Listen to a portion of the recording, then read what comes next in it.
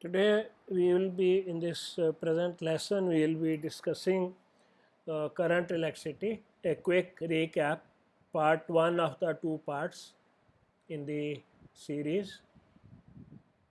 The contents of today's lesson are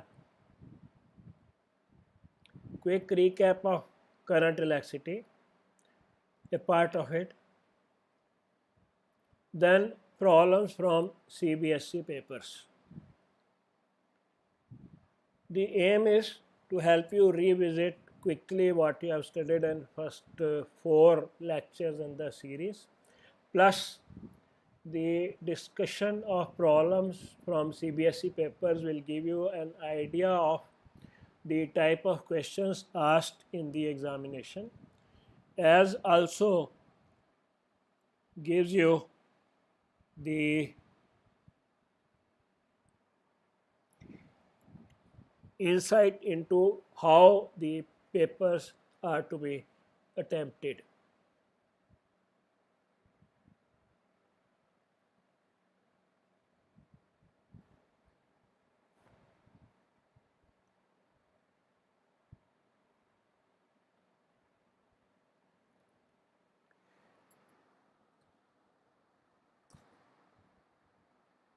Electric current, as we studied earlier, is the ratio of total charge to total time. This gives us average value of current Q by T over a period T, and we use this relation if the current is steady. The current is a scalar quantity and its SI unit is ampere. The symbol used is capital A. 1 ampere is 1 coulomb per second. The smaller units are milliampere, which is 1,000th of an ampere,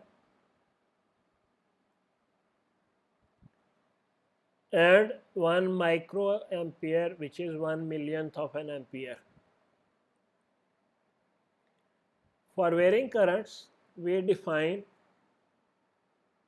instantaneous current as the differential of charge with time.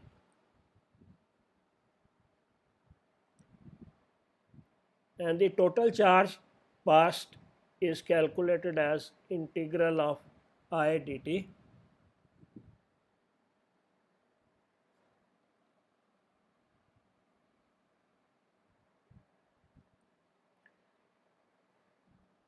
Now, there are different types of currents which we define.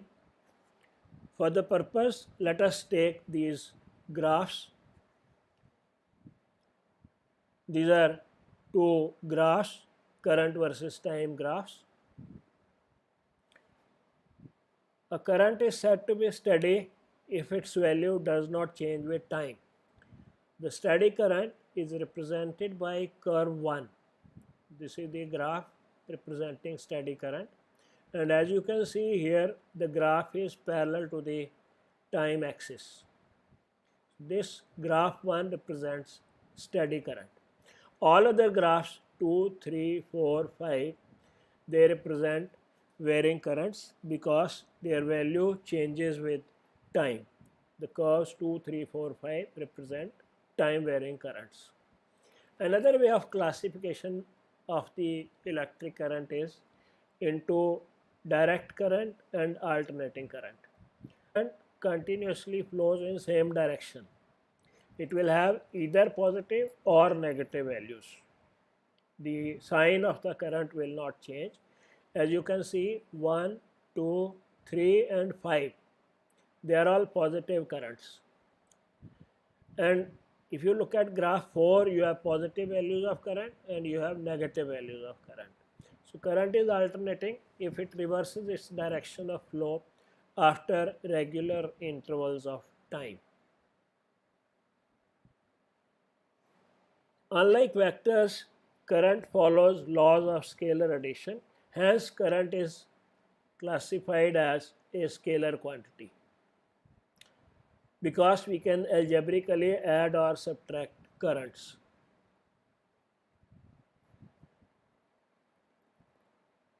The conventional direction of current is taken to be the direction in which the positive charge moves. The direction of motion of positive charge is also the conventional direction of current. That is, it is opposite to the direction of drift of electrons. You can see this in the diagram. The arrow here indicates the direction of current. The positive charge is also moving towards right. The current is moving towards right. So the direction of current is same as direction of motion of positive charge, whereas electrons are drifting in opposite direction.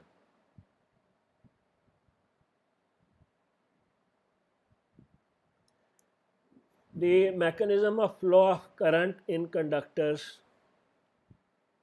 we can discuss in short. We have a conductor here with uniform area of cross section A marked green. Now here is a conductor in which no electric field is existing, or we have not applied any potential difference. So we don't expect any current. If you look at this section XY of the conductor, the number of electrons crossing from left is equal to the number of electrons crossing from right. There is no net transfer of electrons or no net transfer of charge. Hence, there is no current flowing through this conductor.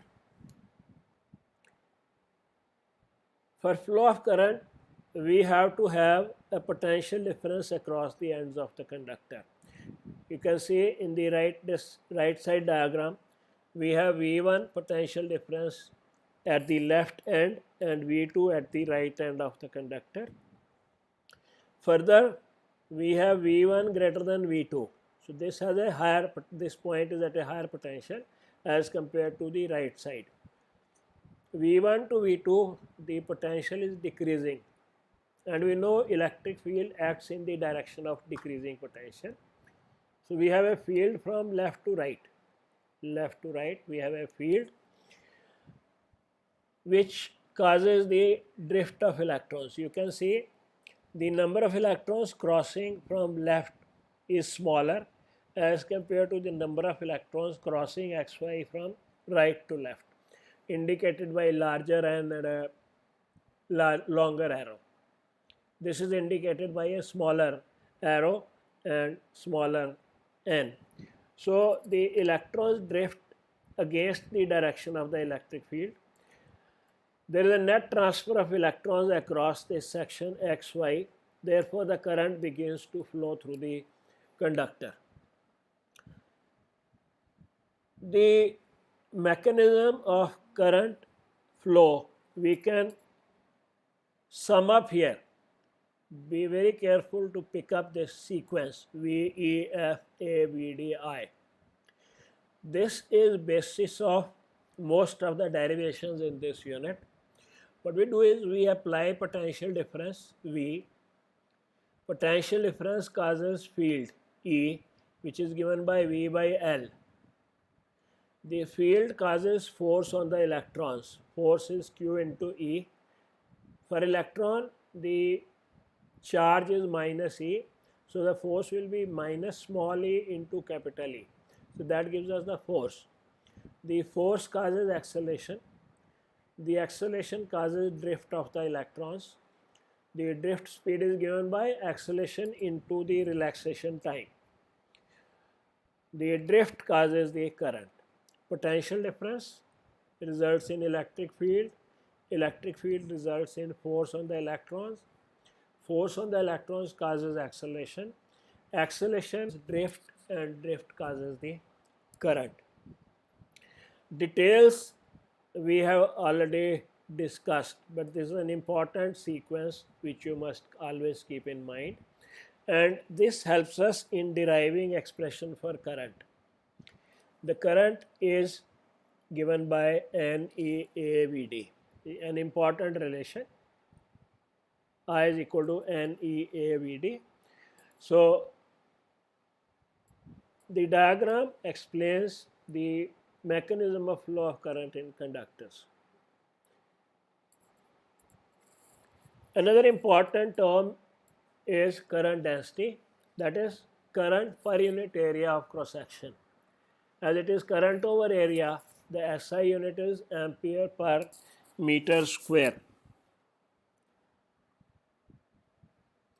Mathematically, J is I over A, or in vector notation, you can write it as NEAVD over capital A. The numerator is expression for current, area will cancel out. Negative sign indicates that the current density is opposite to the electron drift. And the current is scalar product of the current density vector and the area vector. Ohm's law, in short, applicable for conductors under fixed physical conditions, states V proportional to I or V equal to IR, where R is electrical resistance of the conductor. It depends on shape, size, and nature of the material. Shape, size, and nature of the material. These are the three factors which affect the value of R. It is characteristic of a conductor. Resistance is also a scalar, and its SI unit is ohm, equal to 1 volt per ampere. Based on the behavior of the conductors, if we plot a graph between V and I, the graph comes out to be a straight line.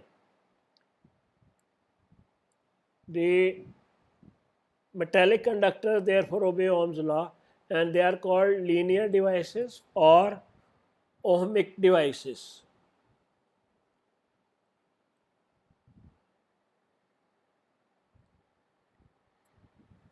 The Ohm's law doesn't have a universal application. It is valid under certain conditions. The validity conditions are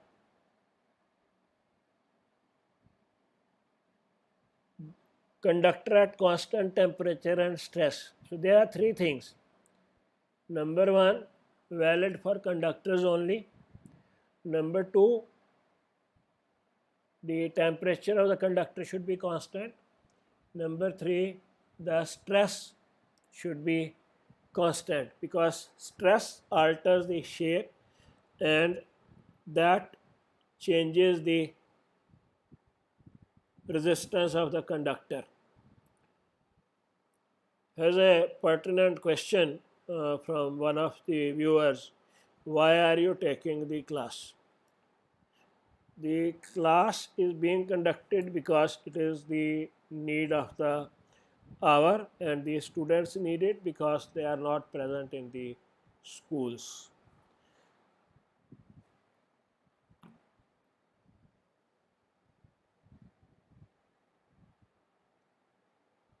While deriving Ohm's law, we have reached this result: R is equal to ml over E square Na tau. We again have R is equal to rho L over A. If you compare these, you get expression for rho. L over A can be dropped. You will get rho equal to m over E square n tau. Remember, this is just a revision class. So if you want the derivation for this, you have to go back to the lessons which have been discussed earlier. They are in the channel. Current laxity 1, 2, 3, 4, 5. You have 7 parts in the lesson. We have I is equal to NEA VD. VD has this expression. You can use E equal to V by L. There are various relations which we use in this chapter. This is just a list of the useful relations. Then we studied the terms called conductance and conductivity. Conductance is related to resistance. It is reciprocal of resistance, and conductivity is reciprocal of resistivity. Conductance is reciprocal of resistance. SI unit is mho, and the conductivity is reciprocal of resistivity. Its unit is mho per meter. If the temperature of a conductor increases, electron motion becomes more random and frequent. Therefore, the number of collisions increase. The mean free time, that is tau, decreases. This results in increase in resistivity and hence the resistance. So temperature increases, collisions are more frequent, tau decreases, rho increases, and the resistance increases. Rho has very wide variation of values. Its value is very small for good conductors like silver. You can see the values on your screen, 1.6 into 10 to the power minus 8 ohm meter, and is very high letters like rubber, nearly 10 to the power 14 ohm meter. This is not a unique value because rubber doesn't have a fixed chemical composition. The value varies around 10 to the power 14 ohm meter. Aim is to show you the very wide variation. This is 10 to the power minus 8. This is 10 to the power plus 14. The variation of resistance of a conductor with of a material with temperature. The increase in resistance RT minus R0, sorry, we can call it, you should preferably call it change in resistance, is given by alpha R0 T, where alpha is RT minus R0, means resistance at T degrees Celsius minus resistance at 0 degrees Celsius over R0 into T. So this is alpha, the temperature coefficient of resistance in the temperature range 0 degree to T degrees Celsius. Alternately, we also define alpha in a temperature range T1 to T2. Here in this expression, which is slightly different from the upper one, the reference here is 0 degrees Celsius, here the reference is T1 degrees Celsius. So RT resistance at temperature T2 minus resistance at temperature T1 is given by this relation. So we define alpha as change in resistance per unit original resistance per unit rise in temperature. The SI unit is per Kelvin or per degree Celsius. Remember, metals have a positive value of alpha, that is, the resistance of a metal increases with rise in temperature. The semiconductors have a negative value of alpha, indicating a decrease in resistance of semiconductor with rise in temperature. So for semiconductor, as temperature rises, the resistance decreases. For a metal, as temperature rises, the resistance increases. There are special materials, alloys called manganese and constantan. They have a low value of alpha and they are used to make standard resistances. We know the resistances in the lab are to be used in summer as well as winter. Their value should not vary appreciably in different seasons. That is why we prefer alloys like manganese and constantan. Now let's see the revisit EMF and potential difference.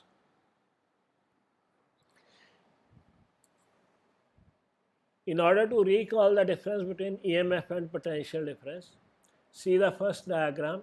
Here the circuit is open, that is, no current is passing through the conductor. The potential difference across the terminals of the cell is the maximum. We denote it by capital E and call it the EMF of the cell.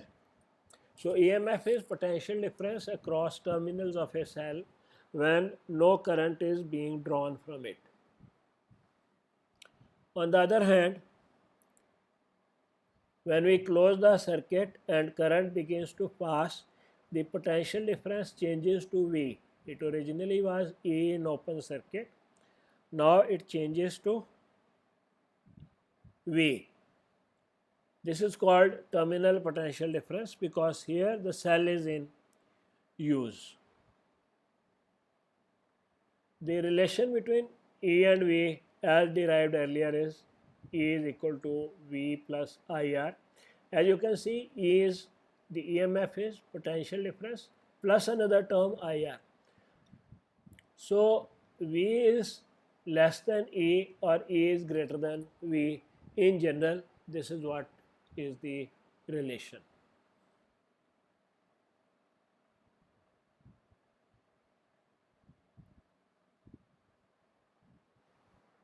However,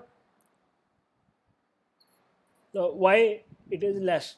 A part of E, the EMF, is lost in overcoming the internal resistance. So I into R is lost. V is the useful part which appears here in the external circuit. E exceeds V because a part is lost in overcoming the internal resistance. I into R is called the lost volts.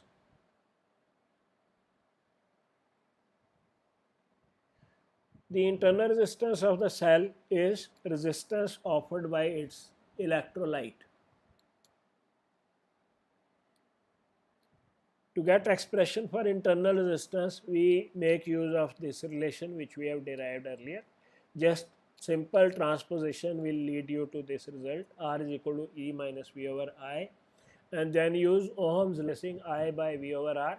You get this relation for the internal resistance of the cell. A very useful relation we will be needing in theory as well as in practicals. When you go to the lab, this relation will come very handy when you perform experiment with the potentiometer. One thing we should remember, the applied potential difference exceeds E when the cell is being charged, because in order to charge the cell you have to force the current through the cell. Hence the potential difference must be greater than the EMF.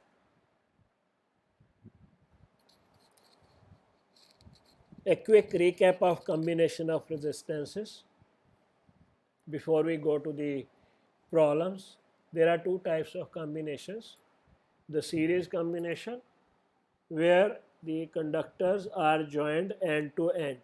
This is a series combination of two resistances, and same current I R1 as well as R2.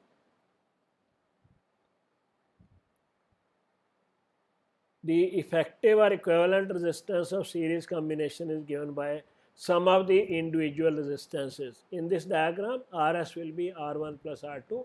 Otherwise, if you have three resistances, you will have R1 plus R2 plus R3.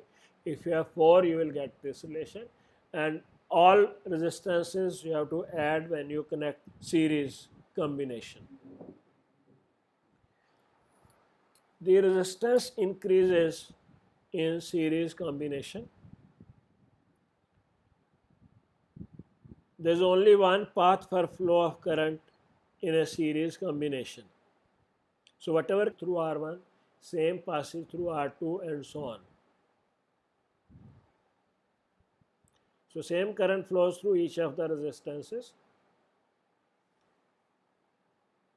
The potential difference across each resistance is proportional to the resistance. So if R1 is more, V1 will be more. If R2 is more, V2 will be more. That is, we have V1 over V2 equal to R1 over R2. The potential difference is proportional to the resistance considered in a series combination. Similar results we have for parallel combination. We know parallel combination is the one in which one end of each of the resistances is joined to a common point, and the other end, the right ends, they are joined to another common point. Here there are different paths for flow of current, and the relation for effective resistance or equivalent resistance is 1 over R equal to 1 over R1 plus 1 over R2 plus 1 over R3. the resistance decreases in a parallel combination. So R will be less than R1 individually, R will be less than R2, R will be less than R3, and so on. There are different branches for flow of current. The current through each resistance depends on the value of the resistance. Obviously, as the name suggests, smaller resistance, larger current, larger resistance, smaller current. The potential difference across each of the resistances remains the same because all the resistances are connected in parallel.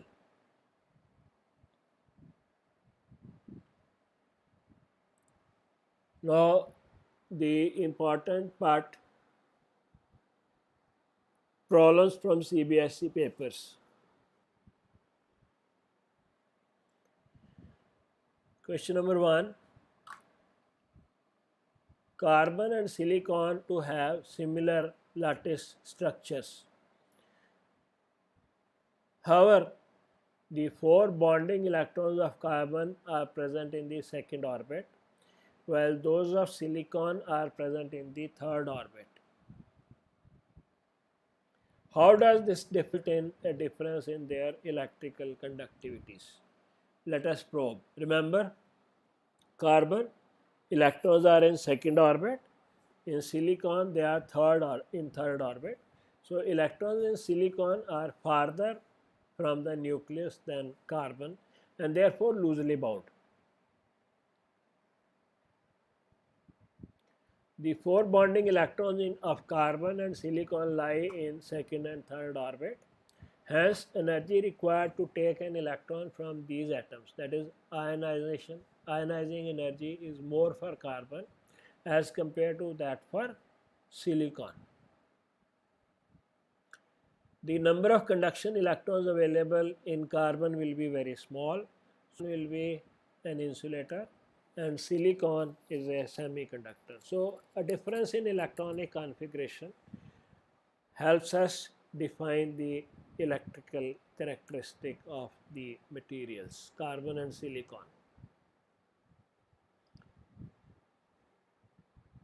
Next is state the steady value of reading in the ammeter in the circuit shown below. You have a circuit here which has a cell with a source of potential difference V, an ammeter, a resistance, and a capacitor. And we have to give the steady state value, the final constant value of current in the ammeter.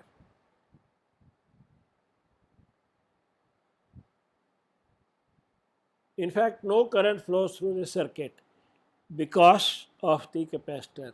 Recall definition of capacitor you have studied in electrostatics. It's an arrangement of conductors with or without an insulating medium between them. Therefore, it offers infinite resistance. Hence, the current in the circuit will be 0. The capacitor offers infinite resistance to the flow of direct current. This cell is a source of direct, and the capacitor offers infinite opposition to such a source. Hence, the current will be 0. Next, this is a new term. Define the term mobility of charge carriers in a conductor. Give its dimensional formula and write its SI unit.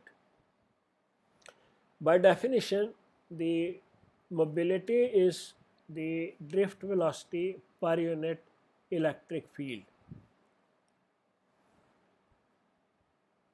So mathematically, mu will be the drift speed Vd divided by electric field, speed over E. Now, in order to get the dimensions, we have to further write these derived quantities into simple quantities. Speed is distance over time. This is numerator, distance over time, and electric field is force over charge. Rewriting this, you get S into Q over F into T. S is distance, so dimensionally it will be length. Charge is current ampere into time, force is mlt minus 2 and time is t. So overall dimensions are m minus 1 a t minus 2. The SI unit is meter square per volt second, or you can write different units. This is meter per second, this is Newton per coulomb. You can write different unit if you feel like. You can also get unit from here. This is kg minus 1 ampere second minus 2. So SI unit can be written in a different manner. Question number 4. Show the variation of resistivity of copper as a function of temperature in a graph. We know that copper is a good conductor, metallic conductor, and its resistance increases, resistance and resistivity both increase with rise in temperature. So as temperature rises, so should resistivity. This is the variation of resistivity. The graph shows the variation of resistivity of copper with temperature. Question number 5. Plot a graph showing variation of resistance of a conducting wire as a function of its radius. So now we have to see the variation of resistance with radius, keeping length of the wire and temperature constant, and of course the nature of the material should also be the same. Using this expression for resistance, we have R is equal to rho L by A, area is pi R square, so other terms are constant, so we get R proportional to 1 over R square. The small r is the radius. So as radius increases, the resistance must decrease. So this is the graph which shows the variation. As radius increases, the resistance decreases.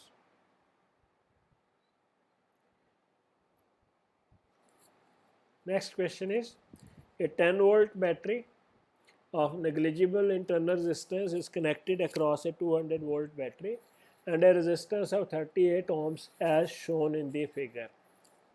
See the circuit diagram. You have a 200-volt source, a 10-volt source, and a 38 ohm resistance, and there is no internal resistance. Find the value of current in the circuit. A look at the diagram shows that this source tends to send current from positive to negative, that is towards left, whereas this source tends to send current towards right through the resistance. So these are opposing sources. As a result, the net EMF will be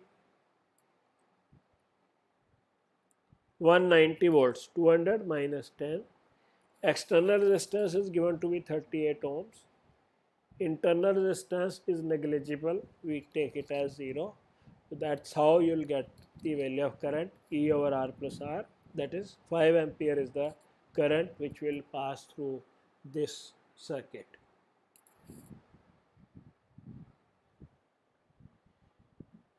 Next question 7. You are given VI graph for a metallic conductor at two different temperatures T1 and T2. You have to find which of the two temperatures is higher and why is it so. Justify the answer. These are VI graphs. The slope of V versus I graph gives resistance. As you can see, the slope at temperature T1 is more than slope at temperature T2 because slope is tangent of this angle. This graph has a larger slope, therefore larger resistance, and hence higher temperature. So T1, slope of T1 at T1 exceeds slope at T2. Hence for a conductor, T1 is greater than T2.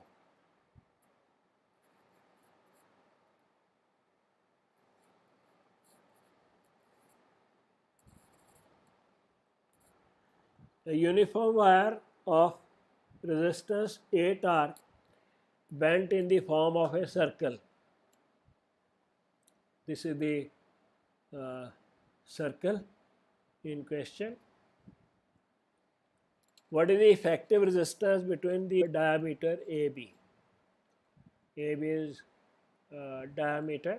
So AXY will be a semicircle, AYB will be a semicircle. Each of the two will have a resistance equal to half of 8R. So each part will have a resistance of 4R.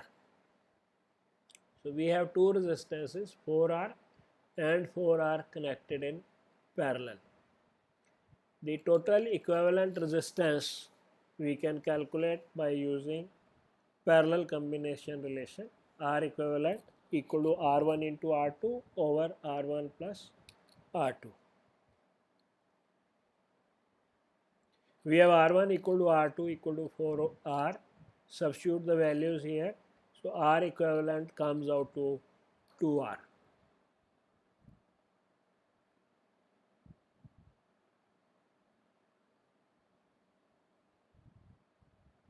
It's important to read the question carefully, numerical problem carefully, interpret it by means of a diagram or otherwise, and then you can easily get to the solution of the problems. Question number 9, you are given three resistances of 1 ohm, 2 ohm and 3 ohm.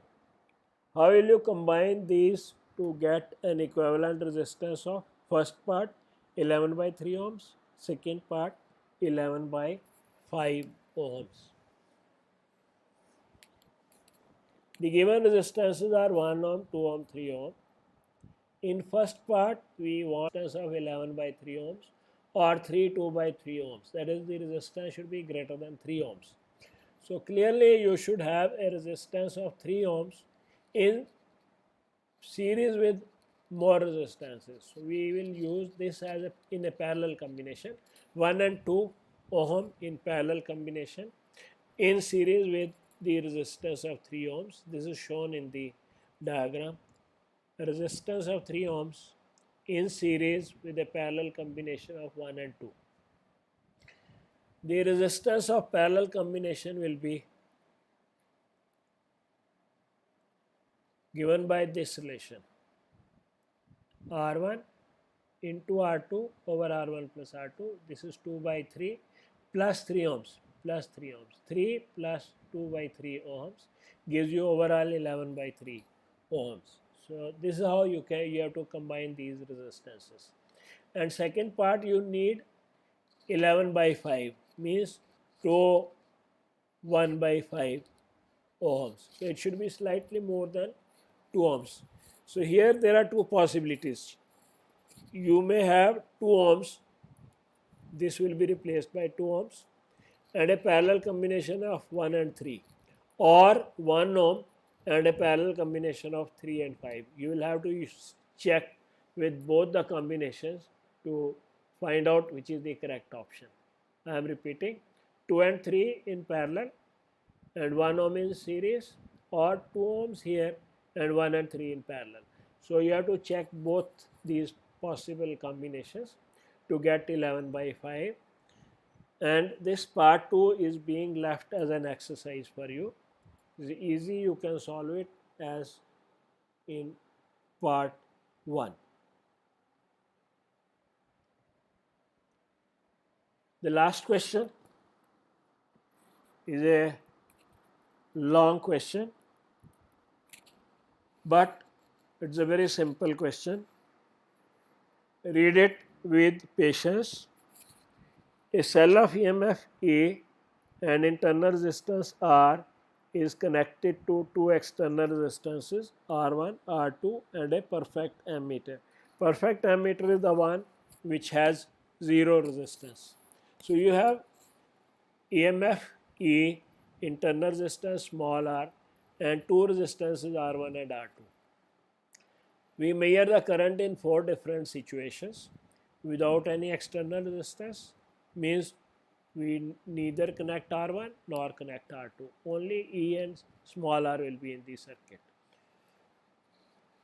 Second case with R1 only. Third case both R1 and R2 in series. Fourth, R1 and R2 in parallel combination. And clearly we have four values of current: 0.42, 1.05, 1.4 and 4.2 ampere, not necessarily in that order. You have to identify these currents corresponding to the four cases. So we have to find out which of these four values corresponds to 1, 2, 3 and 4. That is what we have to prove. The question should be very clear. It is simple. There are four values of current, all different, and four different resistance combinations. Let us proceed to solve it.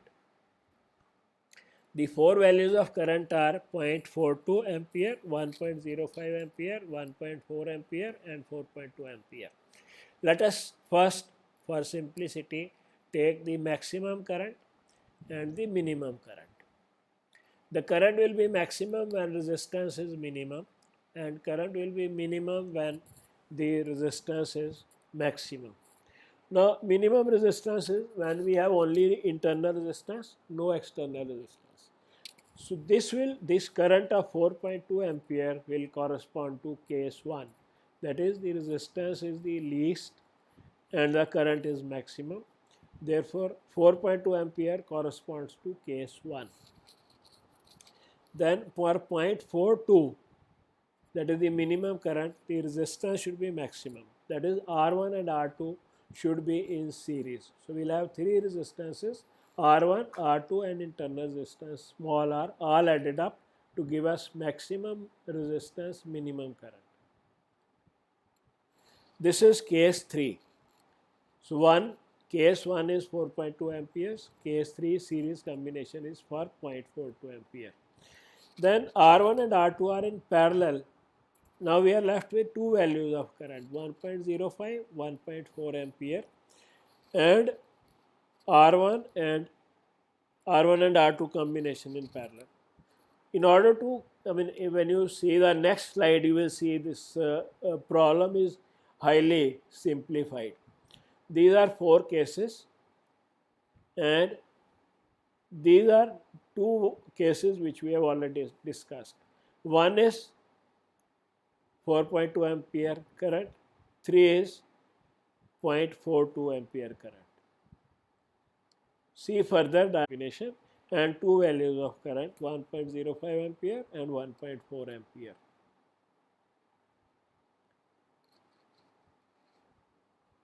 Now at these two, we know R1 alone is greater than R1 and R2 in parallel. So this lower resistance, larger current, which is 1.4. Case 2 is higher resistance, lower current, that's 0.5 ampere. So this 1.4 amperes corresponds to parallel combination 4, and 1.05 corresponds to case 2. This is how you can correspond all four values of current to four different situations. You may subscribe to our YouTube channel CBSE 042 for notification about the further lessons. Should you have any feedback, you can write to the mail ID on your screen, ikg54@yahoo.co.in. You may visit my blog www.physicsbeckers.wordpress.com for more topics, notes, assignments, previous year questions, etc. Wish you a very happy learning.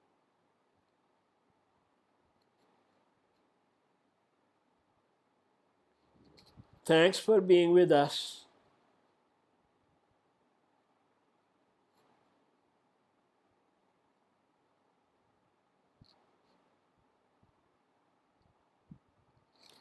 Coming next will be current laxity, a quick recap, part 2 of 2, plus more problems from CBSE previous year papers. subscribers will get notification before the start of the lecture.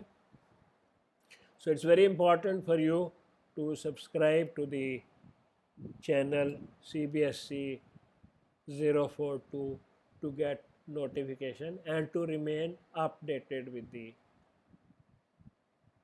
notifications which we send. Thanks a lot. See you again. Kindly make sure